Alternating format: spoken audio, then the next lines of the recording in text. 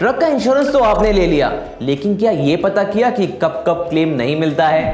पहला, आप अपने इंश्योरेंस का फायदा नहीं ले पाएंगे अगर आपका क्लेम पॉलिसी कॉन्ट्रैक्ट में मेंशन किए गए लायबिलिटीज से अलग होगा। इंश्योरेंस कंपनी आपके क्लेम को सिरे से नकार देगी। दूसरा, अगर आपकी गाड़ी को लगातार नुकसान पहुंचा है और आपने उसे सही तरीके से मेंटेन नहीं किया है तो भी क्लेम अटक सकता है। तीसरा, गाड़ी के इलेक्ट्रिकल ब्रेकडाउन की स्थिति में भी क्लेम नहीं मिलता है। चौथा, अगर आपकी गाड़ी को तय किए गए ज्योग्राफिकल एरिया से बाहर कोई नुकसान पहुंचता है तो भी फायदा नहीं मिलेगा। और पांचवा, अगर आपकी गाड़ी को किसी न्यूक्लियर एक्सीडेंट में नुकसान पहुंचता है तो भी आपका क्लेम नहीं मिलेगा। इंफॉर्मेशन अच्छी लगी हो तो हमारे चैनल को लाइक शेयर और सब्सक्राइब करना ना भूलें।